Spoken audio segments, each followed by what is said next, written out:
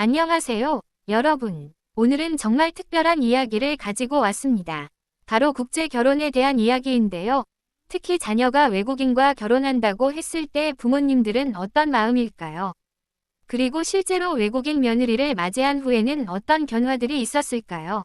오늘은 5년 전 베트남에서 온 며느리를 맞이하신 72세 김순자 어머님의 진솔한 이야기를 들어보겠습니다.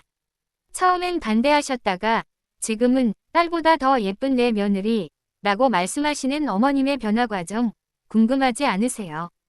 자, 그럼 시작해볼까요? 청천벽력 같은 소식. 5년 전 김순자 어머님께 아들이 전화를 걸어왔습니다.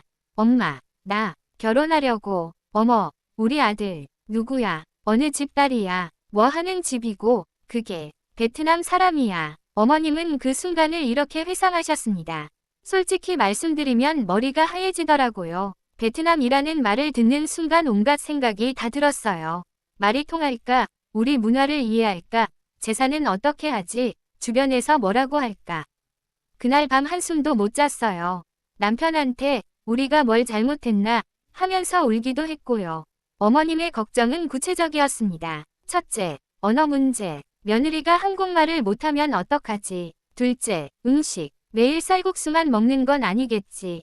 셋째, 제사와 명절. 우리 집안 제사가 많은데. 넷째, 친정 방문. 베트남까지 어떻게 가? 다섯째, 손주 교육. 나중에 애들은 어떻게 키우나. 그리고 솔직히 동네 사람들 눈치도 보였어요. 국제 결혼이라고 하면 아직도 좀 그런 시선들이 있잖아요. 하지만 아들의 다음 말이 어머님의 마음을 조금 움직였습니다.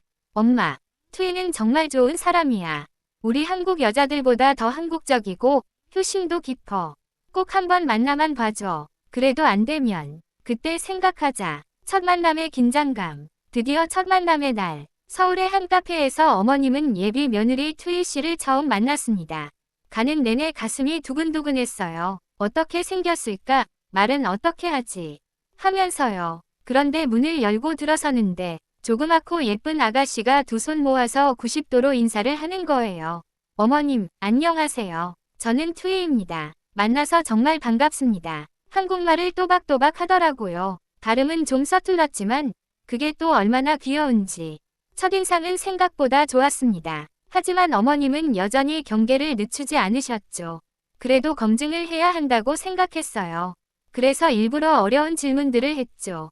우리 아들 월급이 많지 않은데 괜찮아. 베트남 음식만 먹고 싶으면 어떡해. 명절에 친정 못 가는데 괜찮아. 나중에 시부모 모시고 살 수 있어. 솔직히 좀 심하게 물어본 것 같아요. 지금 생각하면 미안해요. 처음에 어머님이 무서웠어요. 눈빛이 너무 날카로워서요. 그런데 저는 진심으로 대답했어요. 저는 돈 많이 필요 없어요. 남편하고 행복하게 살면 돼요. 한국 음식 정말 좋아해요. 김치도 맛있어요. 저는 한국이 제 나라예요. 여기서 가족 만들고 싶어요. 그렇게 말했더니 어머님 눈에서 눈물이 나오는 거예요. 어머님, 그때 이 아이가 진심이구나. 우리 아들을 정말 사랑하는구나 느꼈어요. 그리고 내가 너무 편견을 가지고 있었다는 게 부끄러워졌죠. 베트남 사람이라서가 아니라 한 사람 한 사람을 봤어야 했는데 결혼 준비와 주변의 시선. 첫 만남 후 석 달 만에 결혼이 결정됐습니다. 하지만 주변의 시선은 여전히 따가웠습니다. 친척 어른들이 난리였어요. 그게 무슨 결혼이야. 취소해. 베트남 며느리. 집안 망신이다. 돈 때문에 시집 오는 거 아니야. 특히 시누이들이 더 반대했어요. 오빠가 사기당하는 거 아니냐면서요. 하지만 어머님은 이미 마음을 굳히셨습니다. 첫 만남 이후로 투이가 한 달에 한 번씩 우리 집에 놀러 왔어요. 올 때마다 손에 뭔가를 들고 오더라고요. 어떤 땐 베트남 과일, 어떤 땐 직접 만든 베트남 음식, 어떤 땐 제가 좋아한다고 했던 꽃. 그리고 무엇보다 제 얘기를 진심으로 들어줬어요. 제가 무슨 말을 해도 네, 어머님 말씀이 맞아요 하면서요. 그게 아부가 아니라 진짜 존중이라는 게 느껴졌어요. 결혼식 한 달 전 결정적인 사건이 있었습니다. 제가 갑자기 허리를 삐끗해서 움직일 수가 없었어요. 남편은 출장 중이고 아들은 회사에서 못 나오고 그때 투이가 달려왔어요. 회사 휴가를 내고요. 3일 동안 우리 집에서 저를 간호해줬어요. 밥 해주고 빨래해주고 병원 모시고 가고. 그때 이 아이는 진짜 우리 가족이 되고 싶어 하는구나 확신했죠. 결혼 후 첫 1년의 적응기. 드디어 결혼. 하지만 함께 살기 시작하면서 예상치 못한 문제들이 생겼습니다. 처음 몇 달은 솔직히 힘들었어요. 투이가 한국어를 잘한다고 했지만 일상 대화는 가능해도 깊은 이야기는 어려웠어요. 제가 그거 좀 챙겨줘 라고 하면 네, 어떤 거요? 하고 되물어서 답답할 때도 있었고요. 그리고 음식 문제. 투이가 만든 베트남 음식은 맛있는데 제가 해준 한국 음식을 남길 때도 있었어요. 그럴 땐 속상했죠. 하지만 투이 씨도 나름의 어려움이 있었습니다. 한국 문화가 어려웠어요. 특히 눈치라는 게. 베트남에서는 싫으면 싫다고 좋으면 좋다고 바로 말해요. 그런데 한국에서는 말 안 해도 알아야 하잖아요. 어머님이 괜찮아, 괜찮아 하시는데 얼굴은 안 괜찮은 것 같고. 그래서 남편한테 어머님이 화났어. 물어보면 남편도 글쎄 하고 진짜 어려웠어요. 전환점은 명절이었습니다. 첫 추석이었어요. 저는 며느리가 제사 음식 준비하는 거 도와줄 거라고 기대 안 했어요. 외국 사람인데 뭘 알겠어요. 그런데 투이가 새벽 5시에 일어나서 저랑 같이 부엌에 서 있는 거예요.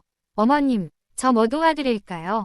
서툴지만 열심히 따라 하더라고요. 파전 뒤집다가 다 부서지고 감 깎다가 손 베이고 웃음. 그런데 그 모습이 너무 기특한 거예요. 이 아이가 우리 문화를 받아들이려고 노력하는구나 싶어서 눈물이 났어요. 제사 음식 만들기 정말 어려웠어요. 베트남에는 이런 거 없어요. 그런데 어머님이 너무 열심히 하시는데 저만 가만히 있으면 안 될 것 같았어요. 어머님한테 하나하나 물어보면서 배웠어요. 지금은 저도 잘 만들어요. 놀라운 발견들. 함께 살면서 어머님은 예상치 못한 투이 씨의 장점들을 발견하기 시작했습니다. 첫 번째 놀라운 점, 효심이 한국 며느리보다 더 깊었어요. 투이는 매일 아침 일어나면 제일 먼저 저한테 인사를 해요.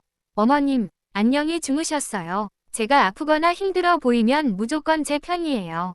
심지어 아들한테, 아들아, 어머님 힘드시니까 조금만 쉬게 해드려 라고 할 정도예요. 두 번째, 가족 간의 거리감이 적절해요.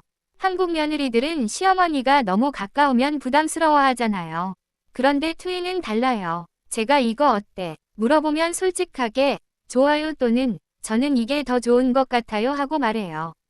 기분 나쁘지 않게 자기 의견을 말하는 게 오히려 편해요. 오해할 일이 없거든요. 세 번째, 베트남 문화를 우리 가족에게 나눠줘요. 투이가 베트남 음식을 자주 해주는데 이게 진짜 맛있어요. 쌀국수, 짜조, 단미. 이제 저희 집 메뉴가 됐어요. 그리고 베트남어도 조금씩 가르쳐줘요. 손주가 나중에 이중 언어 하면 얼마나 좋아요.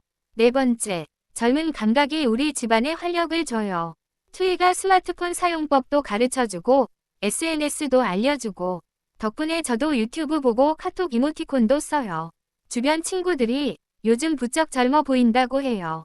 투이 씨도 한국 시어머니에 대한 인식이 바뀌었다고 합니다. 처음에는 한국 시어머니가 무섭다고 들었어요. 며느리한테 이것저것 간섭하고 시댁 문화가 힘들다고. 그런데 우리 어머님은 달라요. 물론 처음엔 좀 까다로우셨지만 지금은 제 엄마 같아요. 제가 힘들 때 제일 먼저 달려와 주시고 제 이야기를 들어주세요. 베트남 친정 부모님한테 전화할 때도 부모님께 안부 전해라. 이거 보내드려라. 챙겨주세요. 저는 정말 행운이에요. 좋은 남편도 만나고 좋은 시어머니도 만나고 지금 그리고 앞으로 현재 투이 씨는 임신 7개월입니다. 곧 아기가 태어나면 김순자 어머님은 할머니가 되십니다. 손주가 곧 태어나요. 한국과 베트남의 피가 섞인 우리 손주. 예전 같으면 혼혈이라고 걱정했을 텐데 이제는 글로벌 시민이라고 생각해요. 이 아이는 두 나라의 언어를 하고 두 나라의 문화를 알고 세계를 무대로 살아갈 거예요. 얼마나 축복받은 아이예요. 마지막으로 어머님께서 국제 결혼을 고민하는 다른 시부모님들께 한 말씀 부탁드립니다. 저도 처음엔 반대했어요. 솔직히 말씀드리면 베트남 며느리라는 게 창피했어요.